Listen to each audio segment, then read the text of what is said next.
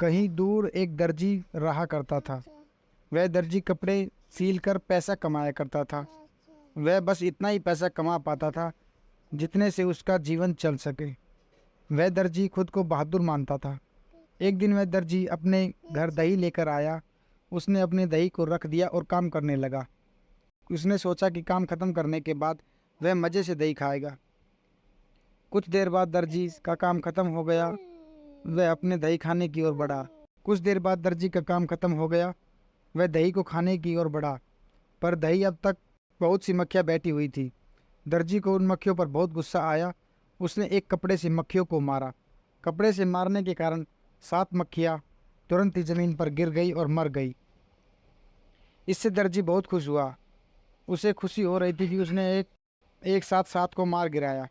अब उसके मन में बैठ गया कि वह एक बहादुर है। उसने अपने कपड़े पर लिखा, एक बार 7 शिकार। वह अपने बारे में सभी को बताया करता कि वह एक बार में 7 को मार सकता है। यह सुनकर सभी को बहुत ही आश्चर्य हुआ और सब उसे बहादुर मानने लगे। एक बार उस राज्य के राजा को एक दानव से परेशानी हो रही थी। वह दानव राजा के पास एक जंगल में रहा करता था।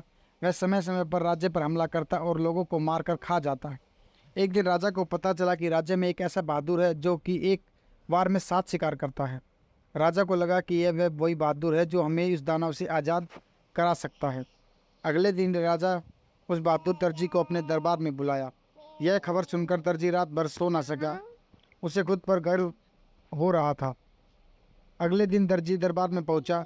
राजा ने अपनी सारी समस्या दर्जी को कह डाली। दर्जी ने कहा, आप चिंता ना करें, उस दानव को मैं कुछ ही समय में हरा दूंगा। राजा ने दर्जी से कहा, तुम अपने साथ कुछ सैनिक और हथियार लेकर जाओ। दर्जी ने तुरंत मना कर दिया। उसने कहा कि मैं अकेला ही उसे हरा दूंगा। अगले दिन वह एक ही साथ अपने साथ पनीर का टुकड़ा और चिड़िया लेकर चल दिया।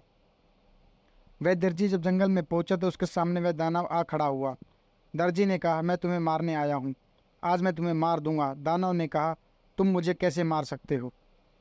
अगर विश्वास नहीं है तो मुकाबला करके देख लो। दानव ने एक बड़ा सा पत्थर उठाकर फेंक दिया। दर्जी ने कहा, बस इतना ही दूर फेंक पाए? यह कहते हुए दर्जी ने धीरे से अपनी जेब से चिड़िया निकाली और हवा में उछाल दी। चिड़िया आकाश में उड़ गई, फिर वह कभी नीचे नहीं आई। दानव इस दर्जी से थोड़ा डरने लगा। फिर दानव ने एक पत्थर को इतना दबाया कि उसमें से पानी निकल गया।